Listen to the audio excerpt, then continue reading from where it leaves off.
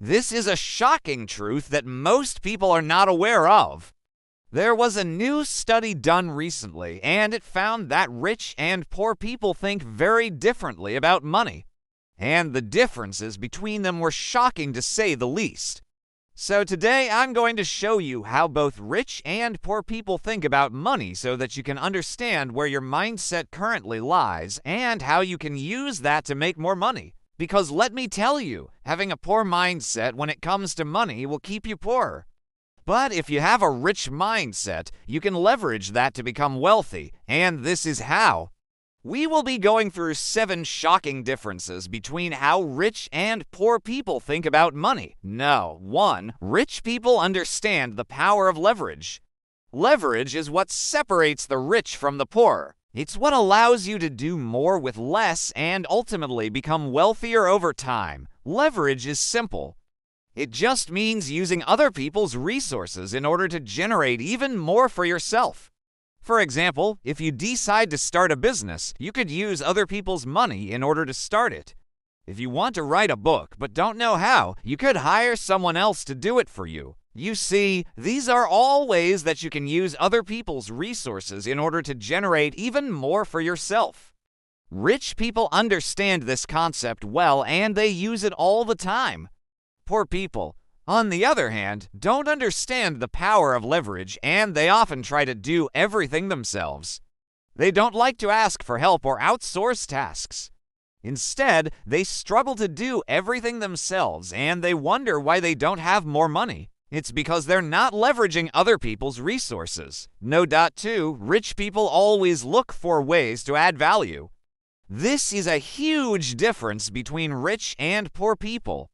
Poor people usually look for ways to get something for nothing.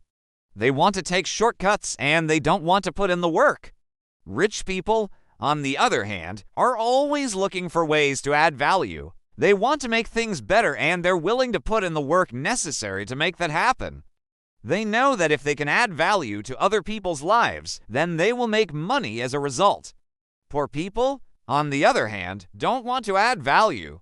They just want to take what they can get. No. 3. Rich people have a long-term mindset. They're able to delay gratification and focus on the long-term goal. This is why rich people often become wealthy over time. They're able to stay focused on their goals and they don't get distracted by short-term pleasures. Poor people, on the other hand, live in the moment.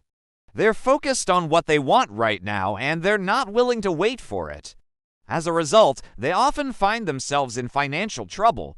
They might spend all of their money on things they do and need, or they might take loans that they can't afford to pay back. Number 4. Rich people take calculated risks. They understand that in order to make money, you have to take risks. But they also understand that not all risks are created equal. That's why they take calculated risks. They do their best to assess the risks and benefits of a situation before making a decision. Poor people, on the other hand, are risk-averse. They're afraid of taking risks, even if those risks are low. As a result, they often miss out on opportunities that could have made them money. No. 5. Rich people are good with changes. They're able to adapt and change course when necessary. This is important because it allows them to take advantage of new opportunities that come up. Poor people, on the other hand, don't like changes. They prefer to stick to what they know, even if it's not working out. As a result, they often miss out on opportunities that could have improved their financial situation. No. 6. Rich people understand the importance of giving back. They know that in order to make real wealth, you have to help other people. That's why many rich people are involved in philanthropy.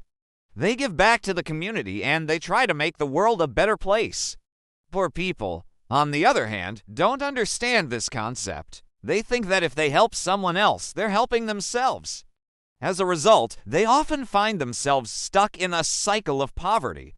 And finally, number 7, rich people have a strong work ethic.